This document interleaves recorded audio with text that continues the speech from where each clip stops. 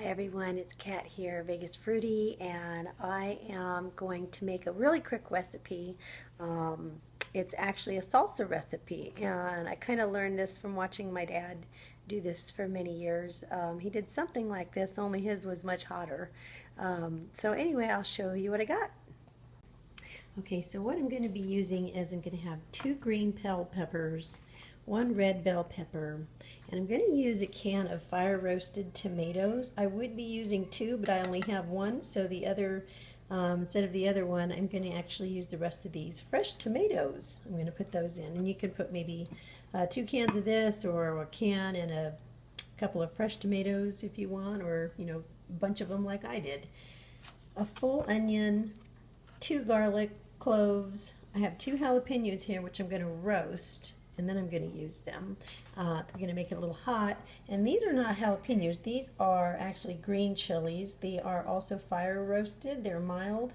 They're already chopped up, but these are kind of sweet. They're not really hot. They're just flavorful. Then I've got about 4 little green onions. Only going to take a piece out of that lime. And I've got a little bunch of cilantro here. And then my spices over here, I've got cumin. I'm not quite sure how much I'll use just yet. I'm going to use some fresh cracked pepper. And then I've got a no salt seasoning here. And my dad always uses like a seasonal, but it just has way too much salt in it, even though it does taste good. I've got some kosher salt back here. I don't think I'm going to use that, but I wanted to let you know if you wanted to put a little bit of salt in there. I mean, it's up to you, up to your taste. But I'm doing really, really good not having salt in my stuff to try to keep my water weight down. So here we go. Okay, so I know a really good way to roast these peppers is to put them under the broiler. But I've always seen my dad do it on a pan. And so he just kind of like, fiddled with them around here and let them cook for a little until they were charred on the outside. And so I'm going to try that. I'm going to try that, do that. I'm going to cut them open and get rid of all the seeds. This is a real flavorful salsa. You can actually, it actually gets more flavorful as it sits in the refrigerator, and you can put it on top of most anything. Here they are, getting a little blistery. Okay, so I've got everything cut up. I've got my onion, all my peppers, and they're crudely cut because I'm going to throw all of this into the food processor. And these are my jalapenos, which I toasted on the stove, and I just cut the caps off, and I scooped all the seeds out, and I'm going to chop those up as well, but I just wanted to show you. So all this goes into the food processor, and I'm just going to pulse it. Okay, I'm going to have to work in batches because, as you can see, I can't fit it all in there. So I'll work in batches on this.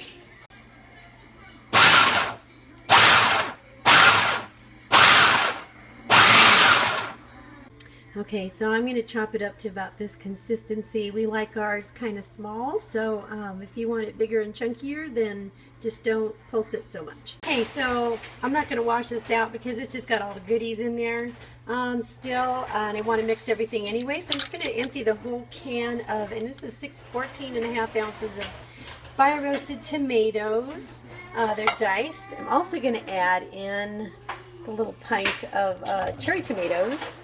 They're all washed, and 4 ounce can of the diced green chilies, another 4 ounce can of the diced green chilies, and this is already smelling so good. My husband said that it is just too amazing.